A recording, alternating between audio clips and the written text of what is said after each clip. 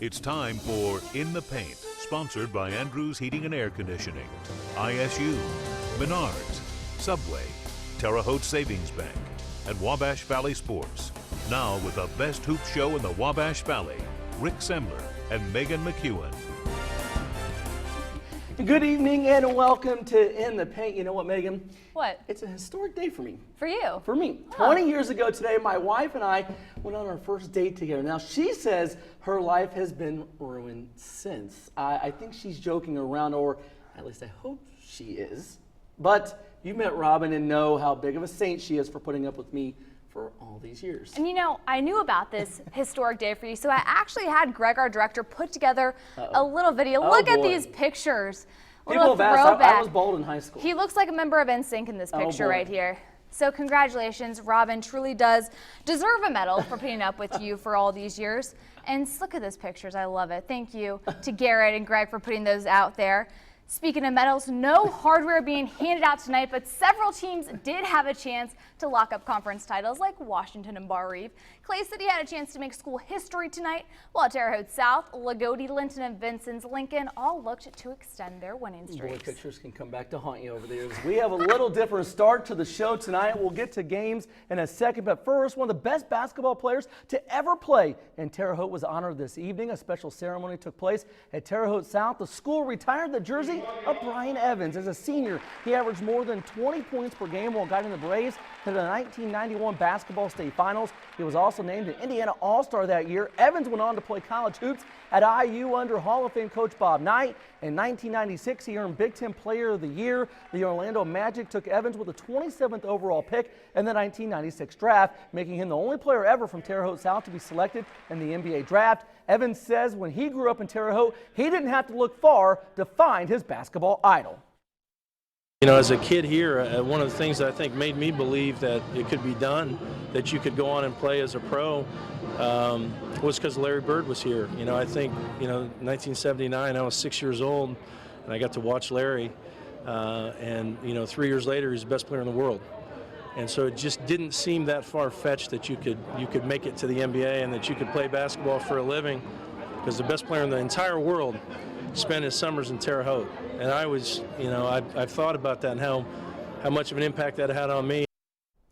Evans' alma mater, Terre Haute South, had a big home game tonight versus 4A, 14th-ranked Southport. Bright start Jalen Manette with two defenders on him, buries the three. The IUPUI commit had 21 points. Love the hustle turned in by Terre Haute South's Diaby on Washington, who, by the way, now has Creighton and Bradley interested in him. Stays with the play, takes it away from Southport, beats the buzzer to end the quarter. Braves thinking upset, led by 11 after one quarter. Love the intensity by the Braves for the first quarter and a half. Richard Suggs on the putback, but all Southport after that. Joey Brunk, he's going to Butler, gets triple teamed at 6'10", hard to stop. He had 29. Southport erases a 13-point deficit and runs away from Terre Haute South, winning 79-59. Terre Haute North looking for a Conference Indiana Road win at Franklin Central. First quarter, Franklin's Marcus Burke nails it from downtown. I've seen this kid play a couple times, love his game. He had a game-high 27. Patriots answer back. Braxton Poore responds with a three of his own. Poore in double figures with 15.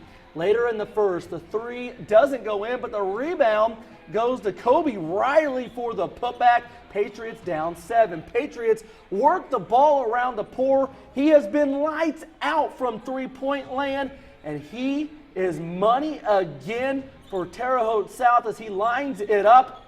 But Terre Haute North comes up short, 70-66 at Franklin Central. Megan.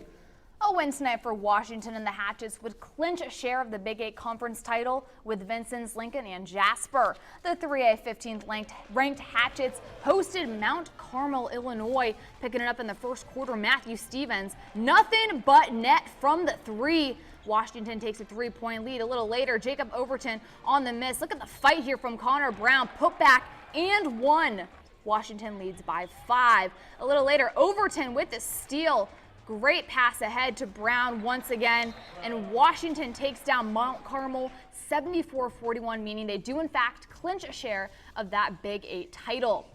3A 16th ranked Vincennes Lincoln going for its third win in a row. The Alice is entertaining Evansville Memorial.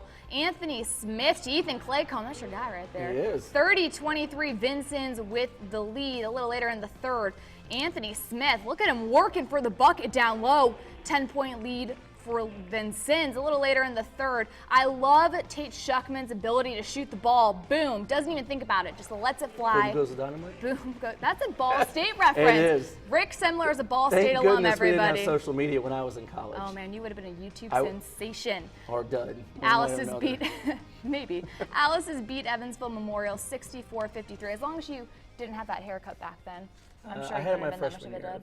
of college. Well, you know, I grew it out. Robin's still with you after all these years. She Still is. to come. We have the big Clay County showdown between Clay City and Northview. Plus, we'll also be making stops at Shakamak, Attica, Seeger, North Vermilion, Riverton Park, and Bloomfield when In the Paint returns.